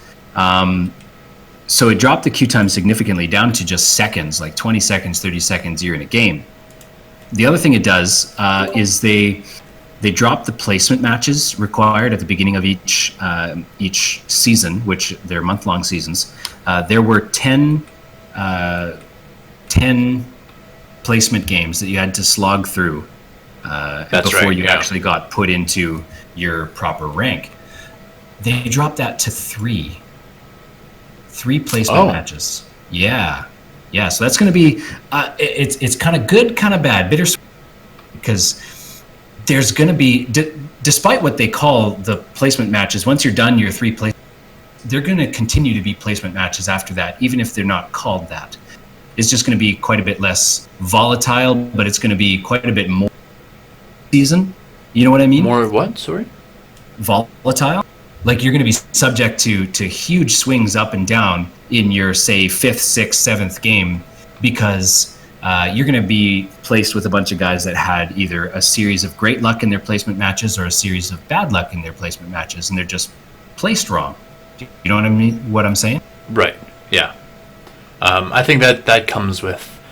I mean, they have, what's that called? Smurfing, when people do that in like Dota and League of Legends and stuff, where they start over and just destroy like lower level people just for the fun of it. I think that's going to happen regardless, but you're right. It would definitely improve on the system. Yeah. So I'm actually kind of interested in getting into this. I when I played this game, particularly in competitive, because people never take the time, especially because it's such a twitchy game, such a every like millisecond counts. So to actually get somebody to punch out instructions on a keyboard, it's difficult to find time to do that. So I don't blame them, but like when I would make a mistake or something, instead of having people tell me what I did that was wrong and how to fix it, instead they'd be like, "Get good, noob, you suck," or stuff a lot more volatile than that. But you get what I'm getting at. So there was kind of like this barrier to entry where I didn't really want to play the game. I am very interested all of a sudden in getting back into doing this thing. And we discussed kind of off mic, Jeff and I, that we were going to, at some point very soon, hopefully, we were going to try and do our placement matches together and record it and put it up on the YouTube channel. So check back very soon if that's something that interests you. Off a bit, I discovered a black character in Overwatch. Aha! Yeah, that's come on, what's her name? Help me out here.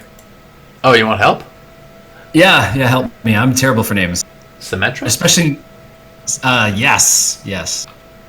Yeah, I saw her introduction video. I was like, hey. She's the only black female in the game. There's a few others that look like they might be like Hispanic, but yeah. Instantly, when I saw this Kira character, I was reminded of the Black Panther. You know that female guard in Black Panther, the one that like they keep cutting back to. She's one of the main characters. I cannot remember her name for the life of me. I didn't watch it. That's who. Oh, you haven't seen Black Panther? Oh. People told me it sucked, so I just avoided it. Oh man, it did not suck. It certainly did not suck. It's a good one, in my opinion, and in other people's opinion. I'm not sucked, but I think I have seen the fight sequence at the end, and that looks like hot garbage.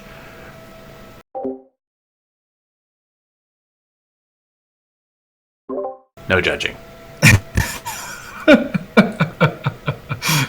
I was just gonna let the silence just stretch on. Yeah.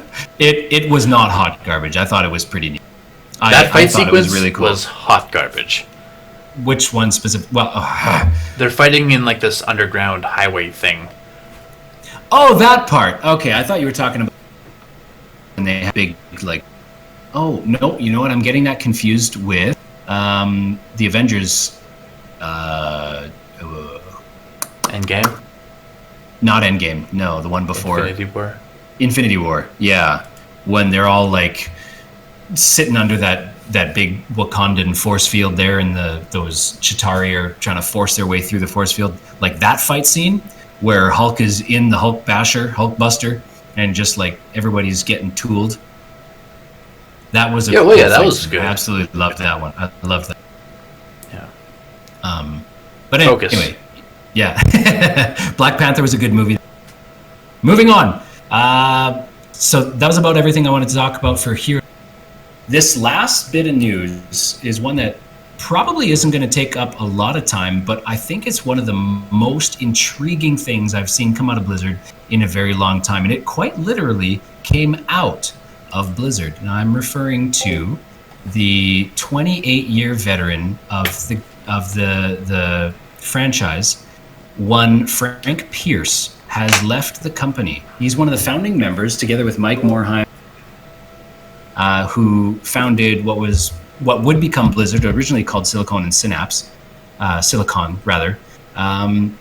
Worked on some of the early titles, The Lost Vikings, Diablo, StarCraft, Blackthorn, and he has left the company less than a year after Mr. Mike Morhaime left. And the reason why I find this is so intriguing is because there seem to be a couple of really tongue-in-cheek kind of allusions to what's going on there with the whole Activision thing. Now, I've been pretty vocal about this between you and I as friends. I'm not a super big fan of Blizzard's choices since they've kind of merged with Activision. I'm not sure how you kind of feel the same, hey? They need to be completely separated, in my opinion. So I'm just going to read a quote here. This is from the official statement made. This comes right from Mr. Pierce's mouth here. It says, "Our efforts were always guided by well-intentioned purpose. We made games that we wanted to play, believing that like-minded people would also want to play those games. However," sorry, there's no however. Next sentence, "Today, we characterize it more specifically with the ambitious vision of bringing the world together through epic entertainment." So the way I kind of decompress this is that there's two different timelines. Originally, their efforts were well-intentioned, and they made games they wanted to play. That's timeline number one. Today is the start of timeline number two. They are trying to just grab as many players as they can. Well, yeah. I would say that as far as having a parent company like Activision looking over everything, a lot of games that exist or that don't even exist anymore that were just dynamite awesome games when they first came out, the second that this, like, their parent companies came in and started helping manage, was the second everything fell away from what gamers and players wanted. And so I agree here completely that that second timeline is definitely a big. That's the controversy. Yeah, and it's all spoken through a very nice kind of positive vibes for the filter. But what I'm reading here is that there was a diversion of purpose, and Mr. Pierce, Mr. Morhaime, and actually a few years ago, Alan Adham too actually left the company, and he came back I think in 2014 or something like that. 2016. 2016. But so here's the question. Morheime's gone because he didn't agree. What I assume he didn't agree with the vision. Frank Pierce is gone because he didn't agree with the vision. He like outright said it just about. What's his name? Chris Metzen is gone. So here's the dream team. What I would have said, my Avengers assemble this team. Bring Mike Morhaime, bring Frank Pierce, bring Chris Metzen, all these guys that I've known and loved for years and years. Bring them back together to create this new vision, or not this new vision, the old vision. That thing that I was in love with. See, here's the thing. I've been in love with Blizzard for years and years, but I'm kind of it's kind of like Blizzard's been cheating on me. You know what I mean? It's kind of like they lost their love for me, and instead they're just I'm not going to say sleeping around, but they're trying to get everyone's attention, and they forgot about me. You know what I'm saying? Oh yeah, definitely. So I would love to see these characters that I absolutely love, that I have a lot of respect for. I'd love to see them get back together. So here's another quote. Mr. Pierce said, let's see, where was it? Now it's time for me to reflect and be thoughtful about what comes next. So what comes next? So he does mention some gobbledygook about, you know, wanting to learn how to play an instrument and do some outdoorsy stuff, which, you know, good for him. But he's not going to be satisfied. That's not going to take up all, right? And he's young enough, 28 years. That's the only job he's ever had is Blizzard. So 28 years, if he started when he was 18, that'd make him what, like in his 40s? He's got a lot of life left in him. I don't think he's going to be content with just sitting back. So I would love to see Morhaime, Pierce, and Metzen. Let's make it happen. What's Metzen been doing since he retired? That was 3 years ago. That was quite a while ago, yeah. To be honest, I don't know. He does Thrall still, but other than that, I don't think he's really active. Well, and Thrall was very recent, right? He's just the voice for Thrall. And that's only in the last, oh gosh, maybe he was recording a year ago. He was also the voice of Varian, if you didn't know that. I did know that, yeah. So he does continue to do a little bit of voice work. I think everything. So he was on the or not the instance proper, but like a couple of there was a couple of interviews that Scott Johnson, the host of the instance, did with him this past year that dealt a lot with kind of the post-traumatic stress and stuff that he dealt with after leaving Blizzard. Some of the I guess his ups and downs in life. They were very interesting if you're into that. Just that kind of damaged people. That for whatever reason that fascinates me, and I love to see, especially when they come out the other side better and stronger. And so Chris's story has been one that's really fascinated me. I don't believe he's been working consistently. I don't think he has a job working consistently. He's been doing some artwork. I believe he joined Blizzard as an artist originally. Yes. So he's been getting back in, doing some more art, just his own stuff. He was talking about maybe starting a comic. But here's the thing, though. He's got creative juices. He's got creation in him. He wants to be a creator, right? And so to me, he is ripe for the picking. If Mike and Frank want to start something, he's ripe for the picking. And I'm sure that all he'd have to do is say I'm in, and they'd take him. Yeah. I don't. Other than decision making, I don't know what Michael Morhaime did for games. That's sort of a huge question mark with presidents. Is they're not necessarily hands-on, so what did they actually do to make, let's say, World of Warcraft such a stellar breakout game? Right. Well, his role might have been less in the development of the game, kind of the legwork. It's been clear over the years and over the and stuff that he's made that he absolutely fell in love with those IPs. Like it was not just a job. He was a tireless worker, and just like I said, he was in love with Warcraft. He was in love with Diablo. He was in love with StarCraft, the original big three that kind of put Blizzard on the map. And you know, he loved it. He might not have,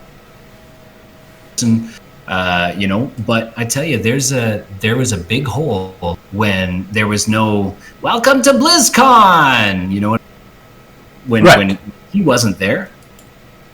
Yeah, we felt it, and I'm sure he felt it. Yeah, and it is interesting. I mean, this is going a little bit off the beaten path, but when they elected J. Allen Brack as the president, yeah, I cannot tell you how excited I was Is because that right? the only previous iteration of him that I had seen was when he introduced the Battle for Azeroth cinematic, and he like almost cried announcing it, and I was like, this guy cares. I like this guy. But ever since then, he's just been very wishy-washy about everything that he's announced. Well, and he And compared to Mike Morheim, who doesn't seem wishy-washy. And whenever he talks about anything, he definitely sounds like he's like all for it kind of thing, right? Yeah, and one of the very first, so Morheim had a huge heart for esports, and one of the first things that this is probably something that had been in the works for months before. So it's probably unfair of me to put this on J. Allen Brack's shoulders, but it just seems, as the consumer, it seems that the moment he steps in, he just cans our HGC, right? Our Heroes esports, he just like axed it. And and that instantly put a bad taste in my mouth. I didn't watch a whole lot of HGC, but I really appreciated the excitement that it brought forth, the excitement it drummed up. Heroes even made it onto ESPN. You know what I mean? Like it was getting some real attention. And now I understand business is business. You have to cut the ventures that aren't making you money. And it's interesting that Heroes seems to be enjoying a resurgence now after, everybody griped and complained and the internet jumped on it calling dead game. It seems to be enjoying, the most excitement that it's ever had at this point. But anyways, I digress. That experience that I have immediately with J. Allen Brack is one that kind of really just soured my opinion of him right out of the gate. Now right. To me, he feels like a puppet for Activision. Oh, he feels to me like he's a very I don't want to get political, but he feels like a left-wing guy who just wants to please everyone, and it's just like it's sort of conflicting with the goal of what the company should have, kind of thing. Of the whole soon meme of Blizzard like that should be his continuing model, but instead he wants to, everyone asks, hey, when's this coming out, when's that coming out, and he has to have an answer for it. Instead of just saying soon and promising greatness, he comes up with all this nonsense in between, and you're like, no, just make us mad and say soon and we'll get happy later on, kind of thing, right? Yeah, fair enough. But yeah, no, I to an extent I agree. I know nothing about Frank Pierce other than his work on the earlier games, so I don't know if he would have any impact at all. Same with this other guy, Adam. What's his face? Adam. Alan Adam. I don't know anything about him other than the fact that he's one of the co-founders. So really, it's just Mike Morheim that I know, and I only know him as the president, which I've already voiced my trouble with how much he was immersed in production and stuff like that, right? Well, I'll agree with you for the most part, but I don't know them by what they've done specifically, but I know them by what they've done collectively, right? And I know them by the amazing IP they helped develop. But I think it is important to mention that these three, when they founded, it wasn't Blizzard, it wasn't called Blizzard at first, but when they founded their company, Silicon Synapse. Yeah. When they founded the company, it was probably just them. And like even I would wager into Warcraft 1 and Warcraft 2 and StarCraft, it was probably a small team of like 20 people tops. And now the company has like 2,000 employees, and it gets kind of muddied with who's involved and how much they're involved, right? Yep, absolutely. But it's the spirit behind it all, right? The people at the helm are going to be the ones that make the decision. Yes, the talent is, you have to recruit the talent, and the talent has to be amazing. The artists have to be amazing. The storytellers have to be amazing. But ultimately, that all falls on the shoulders of the people that are steering the ship, right? It might be several degrees of separation between them and the guys actually doing the programming, but it all falls on those guys at the top. And these guys at the top of Silicon and Synapse, Blizzard, created these incredible IPs, and I want to see that come back. I want to fall in love with Blizzard all over again. Do you know what I mean? Yeah, and actually, I'm looking at these guys online, and Mike Morhaime is only 50 years old, and he looks like he's older than my dad, who's like 15 years older than that. Like maybe that's why he retired. Maybe it's just a stress thing. Yeah. Maybe it's a stress thing. Like I said about Chris PTSD with working for Blizzard and being like the mouthpiece at BlizzCon and stuff like that. Like he suffered some major panic stuff. What's really interesting about Mike Morhaime, though, is that was his choice. No, nobody told him to take center stage. Mm-hmm. And he was definitely easily the most charismatic guy they've ever had. Wait, you said Morhaime. I think I meant you Metzen. mean Metzen. Okay, I'm like, because Morhaime was not very... No. Yeah, but that's man. Do you remember? I don't know if it's the same experience for you, but I remember BlizzCon opening ceremony, or maybe not BlizzCon opening ceremony, but like the opening to the WoW panel, and Metzen steps out on stage and goes, "Alliance, where you at?" Right, and it's just half the crowd just, "Rah! Where my horde at?" And then the other half of the crowd just erupts, and the whole place is just shaking. There was some real excitement, and he was an incredible guy for bringing like drumming up enthusiasm. You know what I mean? I miss having Chris there. Yeah. No, I don't at all dispute that. I agree. He was able to definitely rile up the crowd. But I think I don't know. It's like halfway concerning and halfway exciting for me to see the older guys moving on. The changing of the guard. Yeah, it's concerning because Mike Morhaime was just last year. So it's like, whoa, two of three main guys have quit in such a short period of time. That sort of almost raises alarm bells. But at the same time, like I said, Blizzard has thousands of employees. It doesn't seem realistic that it's in trouble, right? Oh, I don't think that it's in trouble. Not at all. I think No, Blizzard's no, going to but continue to be Blizzard, and they're going to continue to put out good games, and they're going to tons of money. I'm just worried about their focus. Their focus shifting maybe from making great games that they themselves would want to play, and shifting more toward making the game that's going to be the most eye-catching and make them the most money. I know it all comes down to money eventually, but I mean, you're not going to be able to pour your heart and soul into something and not make a return on it because, I mean, a person's got to eat, right? So it's got to make you some money. I just want it to be a labor of love and not a labor of riches. Yeah, no, I was talking about what's his face. Usually when a long-standing president of a company steps down, stock prices, like everything plummets. Yeah. So when Morhaime stepped down, I would say that was a definite like fall in stock. And now, just a year later, it's happening again. And this coupled with other terrible decisions they've made, like Diablo Immortal's announcement at BlizzCon and stuff like that. Mm-hmm. It's all in a very tight window of time, and that's what I refer to when I say I'm concerned that they're suddenly all these weird things are happening in Blizzard all at once, and it could be just a massive overhaul within the company that they're not talking about.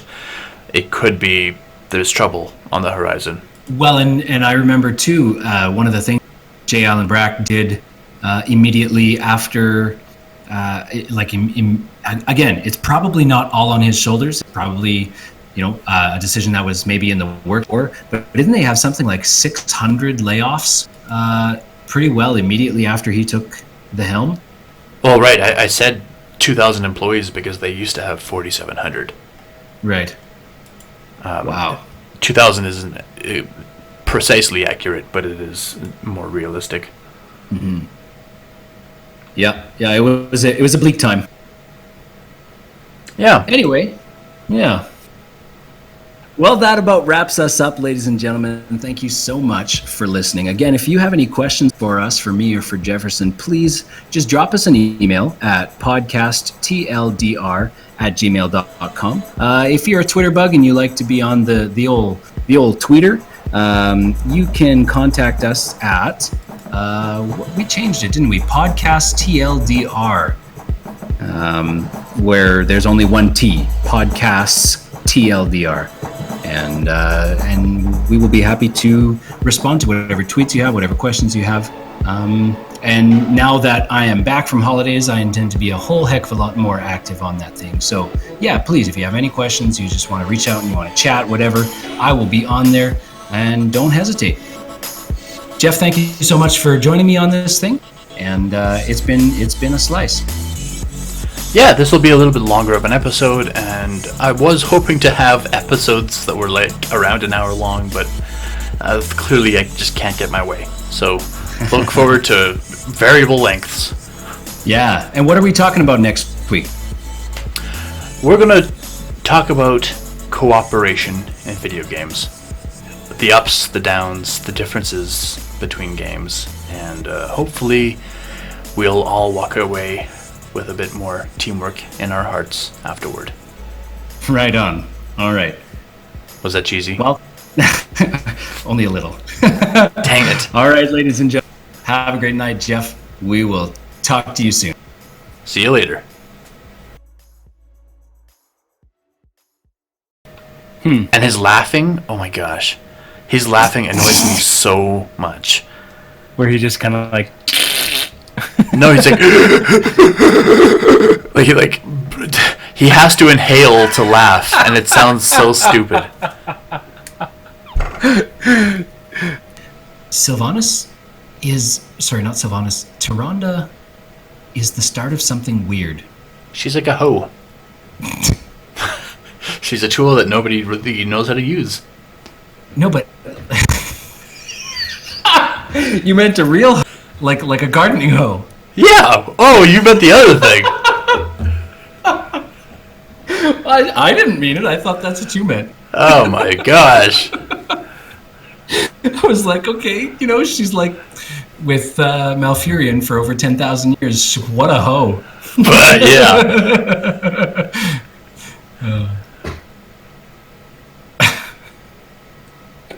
It's not that funny. It's a little funny. But no, she's... Do you know how to use a hoe? I do. Yeah. Oh. Alright, well. I used to hoe in my parents... What? In my parents' garden. Oh. We would hoe potatoes. Okay, that makes more sense.